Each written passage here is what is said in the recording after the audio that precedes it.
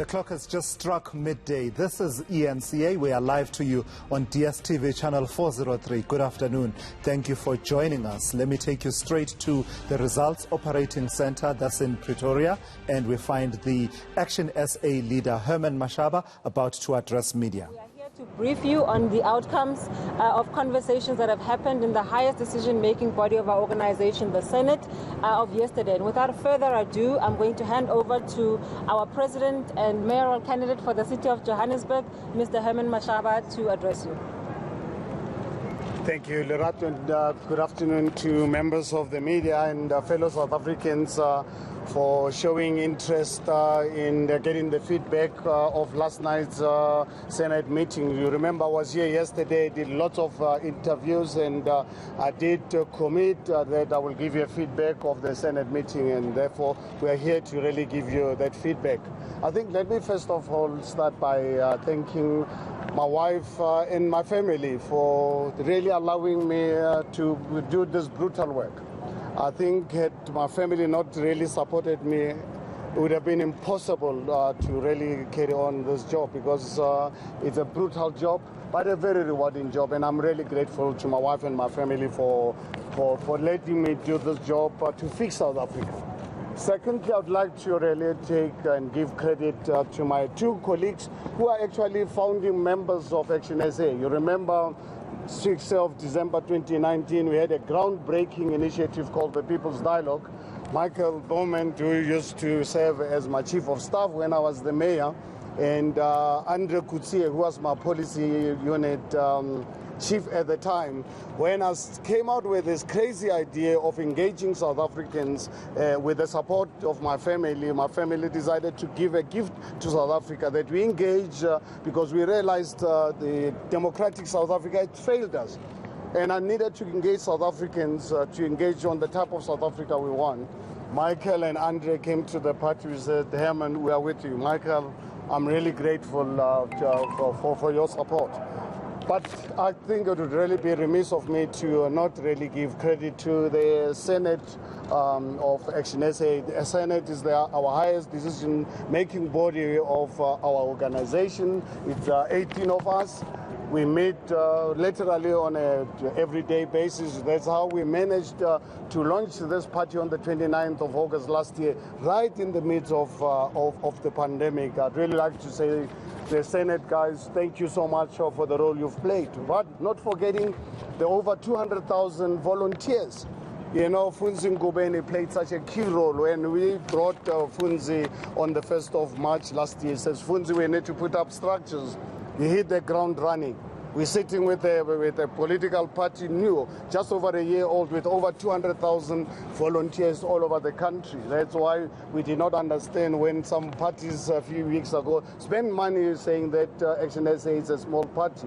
We were really quite surprised where their source was. I think we're a new party, not a small party.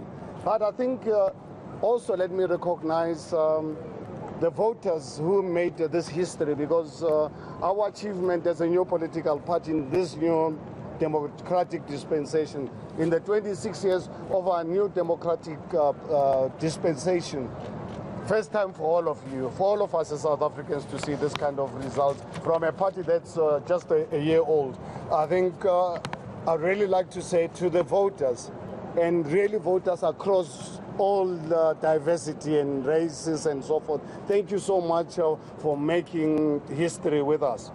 But I think also, let me not forget, people of South Africa overall. I think,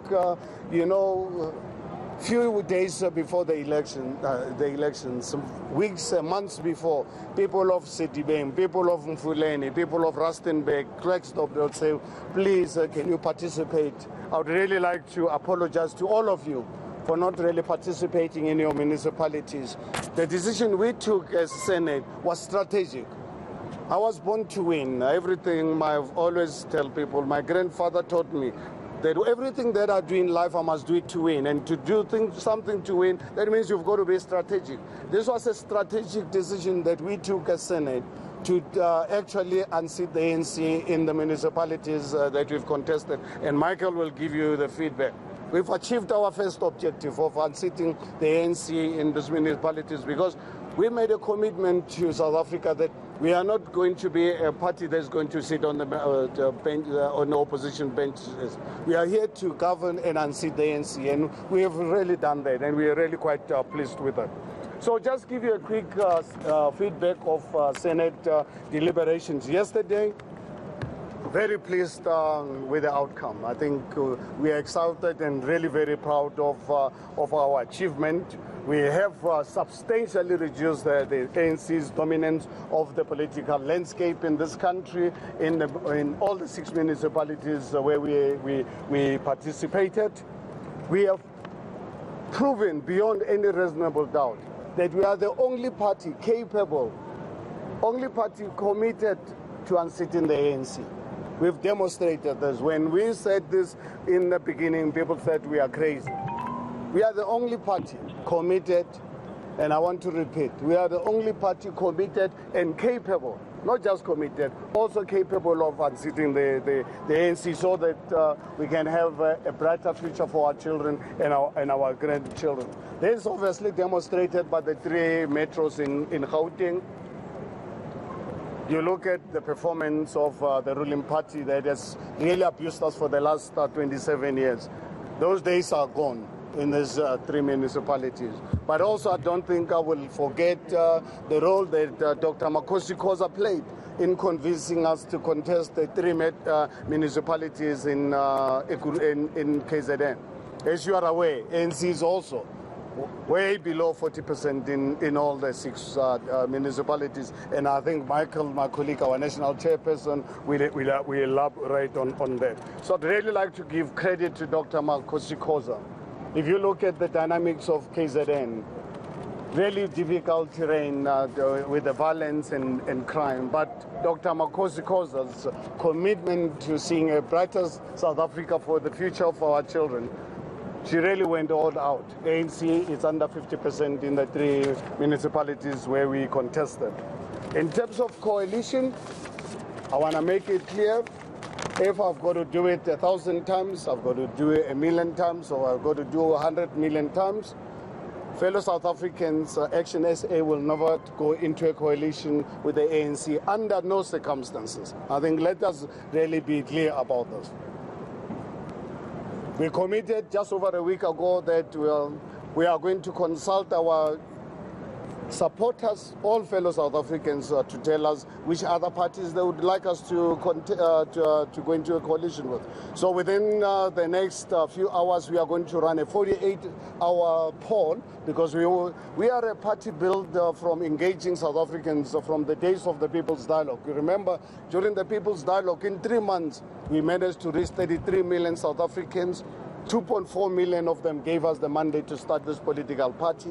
When we had problems with the IEC, with the logo, we went back to our supporters. We said, we have a very strong case against the IEC. However, tell us, what must we do? People said, no, Mashaba, we are not a party of logos. So remove whatever issues that IEC had. And they gave us the mandate. That's why we ended up with this beautiful logo, green, bright, and excited with it. So we are going to run a poll to really ask them, we are not going to go into bed with the ANC. Other parties, we will talk to them when it is appropriate. All media and personnel move away from the political party area to the upper level of the results center. Thank you. Okay. In terms of other coalition arrangements, we commit anyone who wants to talk to us. One of the core values of Action SA is social justice. So if anyone wants to talk to us, they must understand, us as Action SA, we want to run a pro-poor government. We are not a political party that is only going to serve certain constituencies. If you want to talk to us around coalition, you must understand that social justice is one of the non-negotiable part of Action SA. We are going to commit to serve all communities. When you're in government, you just don't only serve your constituents. You've got to serve all the communities. So anyone who wants to talk to us, we are happy to talk. Otherwise, if you feel you want the mayors of grass cutting in Sandton, we are not going to be that political party to really engage with. So In the event we don't really obviously go into government, because we are not going to do it at all costs. We will do it where our mandate is going to be to serve society, not to serve political agendas and political parties. We will only enter into a coalition if obviously the idea is to serve societies and serve everyone. Attention, ladies and gentlemen. Please request that all media personnel move away from the political party area. So for us as Action, as Action SA, right now our focus is going to be on preparations for 2024, which is around the corner. We only had a year this time to prepare for these local government elections. This time we've got 2.5 years, and 2.5 years is not a long time. So we are going to be hitting the ground running in a few days' time so that we can start the preparations for 2024. In closing, before I give over to our national spokesperson, I would really like to appeal to the IEC to really look at themselves in the mirror. To please IEC is a Chapter 9 institution that is supposed to be there to serve society and the voters in particular, not political parties. They must be there, so we'd really like them going forward. Please, you've got to restore your trust, your integrity, because what has happened, particularly for us as Action SA, over the year, it's really been one drama after the other, costing us a fortune in legal fees, which were totally unnecessary. So we really ask them to say, please, going forward, look at yourself in the mirror and serve South Africa as a Chapter 9 institution. Let me then give to Michael to elaborate on some of the aspects that are coming out of our meeting. Michael, the floor is yours. Thank you very much. Sorry, maybe I'll swap with me here. All right, good morning to everyone. As always, Herman has painted the vision, and the duty falls to me to deal with some of the details that you may be interested in. But I think the most important thing that many of you have been asking over the last few days is, how do we feel about these results? And I think you will never find a political party that says, we don't want any more votes, we have enough. There's always going to be the need where you want more votes, but certainly we are very pleased with this result. And the reason why we are pleased with this result is if you consider that Action SA is a political party that's only 13 months old. We were born in a hard lockdown. We've had a number of very serious impediments put in our way, and against that we have achieved a result which we are very pleased about.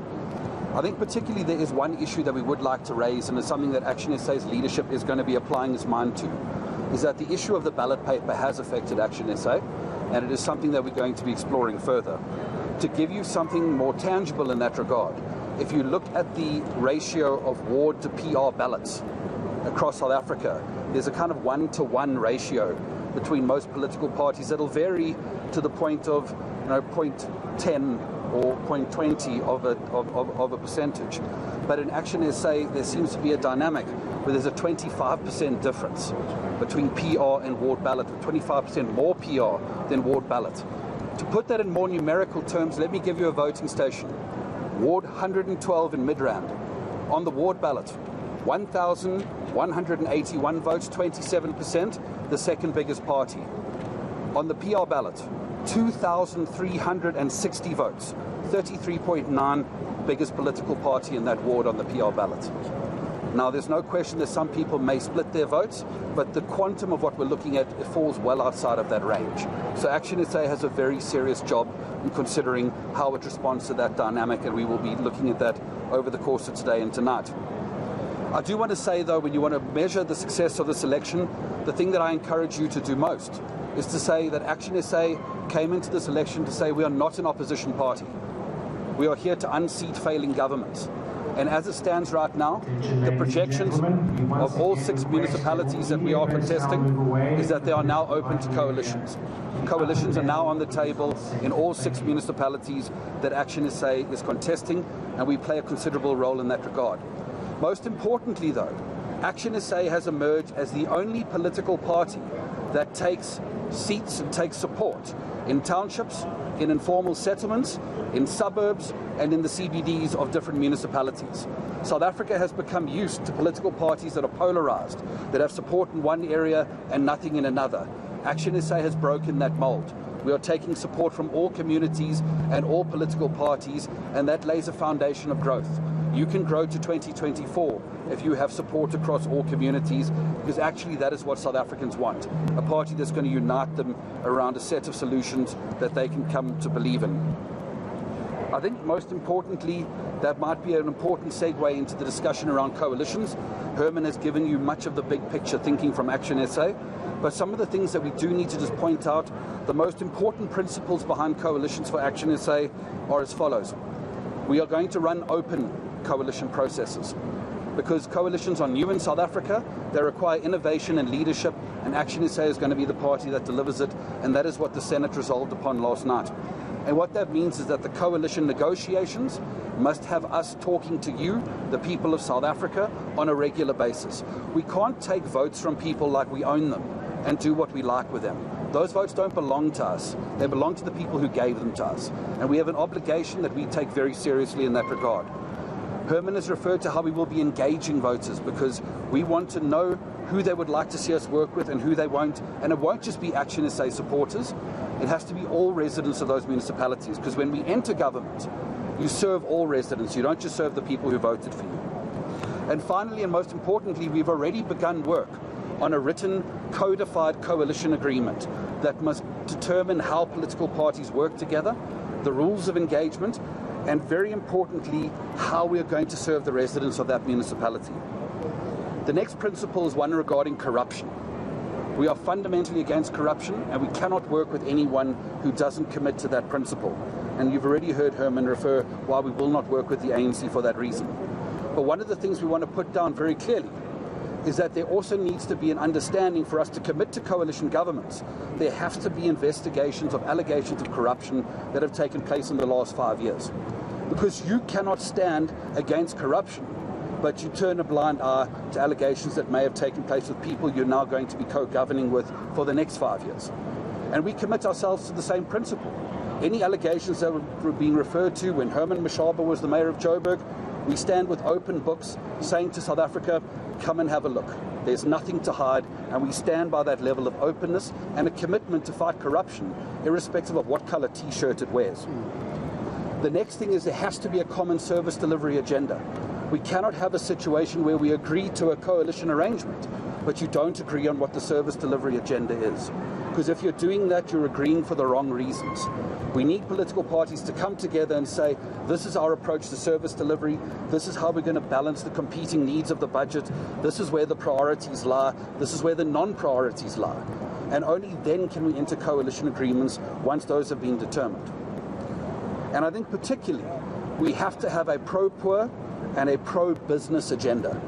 Action SA Senate has asked us to come to you today and tell you these two principles are not mutually exclusive. You cannot provide for a pro-poor agenda unless you are bringing revenue into your city by attracting businesses and creating jobs that give people a way out of poverty. But at the same time, you can't create that kind of pro-business agenda unless you're giving the incentives for business to come and set up and function and employ more people in your municipality. We believe those two ideas are mutually codependent and not mutually exclusive.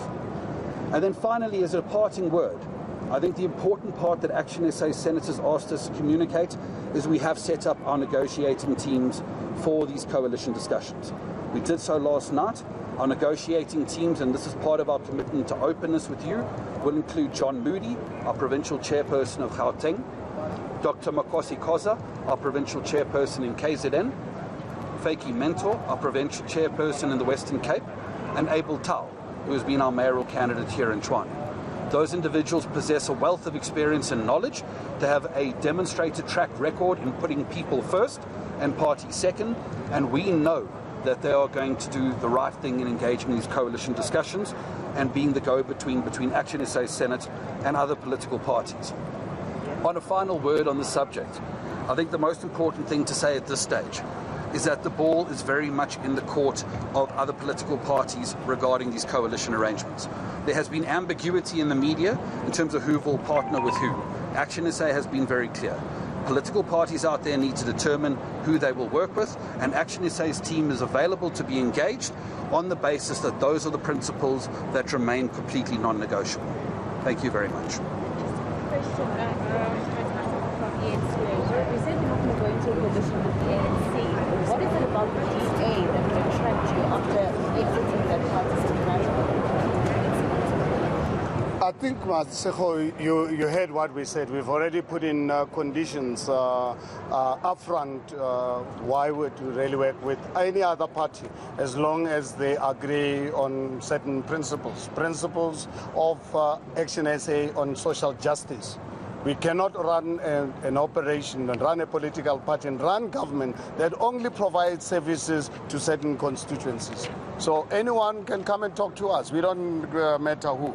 As long as you must understand, Action SA one core value is social justice. Our poor people also deserve to really get services, whether they voted for us or not. Are you saying the DA is a grass-cutting party in the suburbs? Is that what you're saying? No, we're saying for us as an organization, we are not going to be a political party that only focuses on cutting grass in certain areas when people don't have toilets. What if your supporters tell you to go into coalition with the ANC? What if your supporters tell you to go into coalition with the ANC? Sorry. They won't. It has been upfront.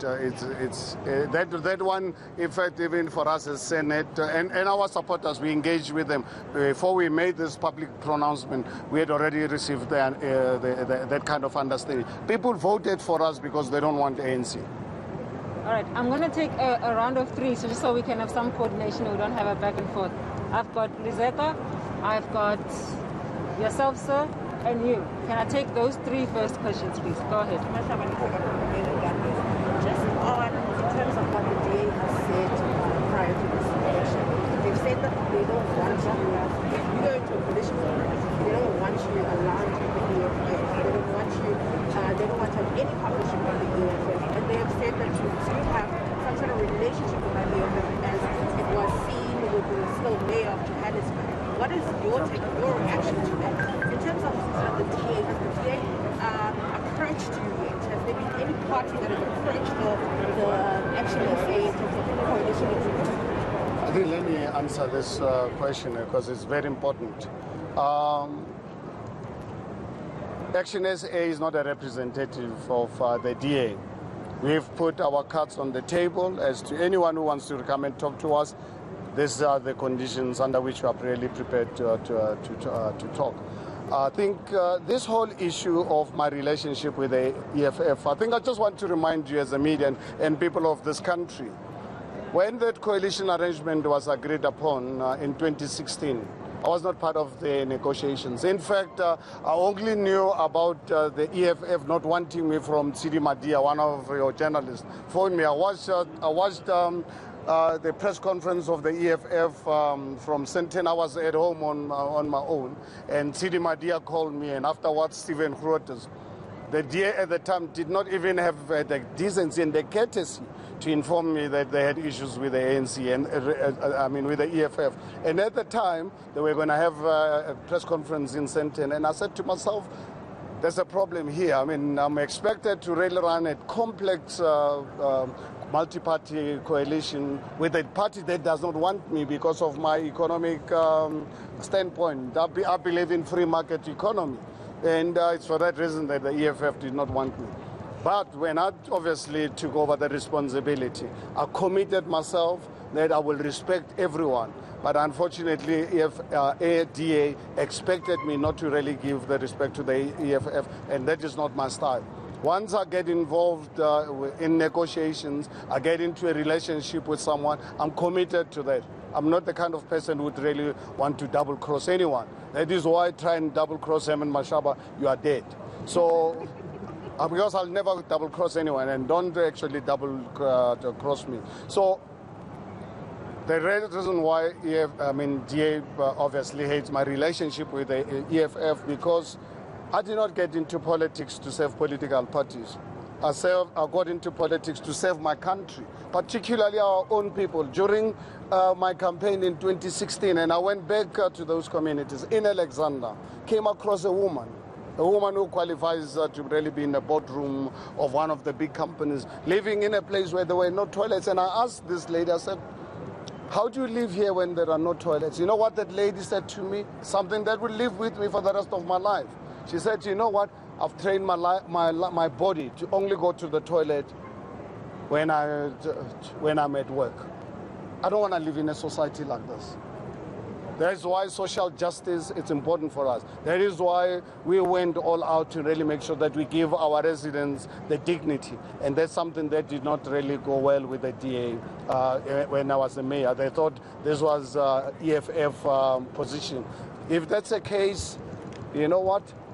My relationship with the DA at this point in time, it's water under the bridge. But if they want to come and talk to us, as long as they can commit that we are going to serve all societies. Have they No one has ever, the only party that approached me informally is the ANC yesterday, and I've asked them, they must wait for my call, I'll call them.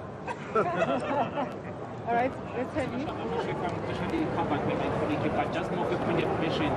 If the DA and the EFF leaders approach you and commit all the principles that you have articulated, will you go to bed with them, like yes or no? But I think it's obvious if you put conditions on the table and we both agree on those conditions, obviously it is obvious that we'll go into a relationship. I mean, you don't have to be a rocket scientist.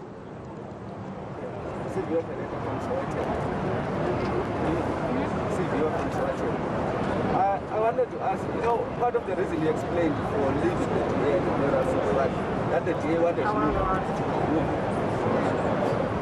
In Joburg, where you got the biggest support compared to other municipalities, many of the people who wanted to actually say, wanted you back, why did you want to do? I wanted to ask, as part of the discussion in the Senate, which discussed the whole issue, did you discuss the role that is going to be played possibly by action, particularly you, since many residents of Joburg wanted you back, but they wanted you out? Did you discuss your role as part of the conditions of being in bed with you? Because you have actually explained that the ANC is out of the table, but you can discuss, but did you discuss that, your role and the role of the ANC? Very good question, and actually after I presented to Senate yesterday and Michael spoke, and then we opened the floor to our other senators. The first one, actually, one of the senators asked exactly, they wanted to really get involved in the nitty-gritties, and I requested Senate to say, I would really request that let's not get into the nitty-gritties because no one has made advances to us as yet. Let people let the political parties make advances, and we'll send our delegation to go and listen, and they'll come back. Let's discuss the details at this stage. I think I don't want to really operate in an environment where you jump at the bridge before you get to it. So I think right now, really still very early stages. Perhaps no one will approach us, which is fine. We are happy to really live in with that kind of environment. One thing that we are happy is the fact that we've removed the ANC from these municipalities. That's we've already achieved that, and that's what our voters and our people wanted us to do. So right now, I don't think we, as the Senate yesterday, avoided getting involved in the details, because what happens if no one obviously makes any advance? So yeah, we'll wait for political parties that wants to go into bed with us first, make the approach, and we'll send our delegation to go and listen, and that's when we will then give them further feedback regarding how to really enter those negotiations. Okay, I'm going to take the last two questions from Lizaka and yourself. Mashaba, just one last. I'm very curious about the phone call that you received last night from the ANC. Given that you are currently No, it was here on the floor. Who exactly spoke to you, and what was the conversation? I think let me. Transparency, Mr. Mashaba. Oh no, it's not. No, it will be stupidity. I think when you operate as a human being, you have to really have integrity. Sometimes people talk to you in confidence, and I think I don't think it would really be fair because it was not really necessary. It was not really necessary. Yeah, one of the top six. It was informal, but I think for me, because I really respect, and I was not prepared to entertain the discussion. I just said to remark, first time. Yesterday, when I was hardly half an hour here, and that time every media house wanted to speak to me. I said, please, just give me a chance. I think you're asking something that is completely impossible. It's totally impossible. I said, wait for my call. And I can tell you that call will not come in 300 years. I wanted to ask the same thing. Oh, okay. So if that's all, ladies and gentlemen, thank you so much. If you want to ask us any more questions, we're available at our desk. We will sort you out and we'll make the necessary appointments. But so far, thank you so much. We've been booted off of the floor many times, and let's not overstep our mark. So thank you all so much. Okay, thank you.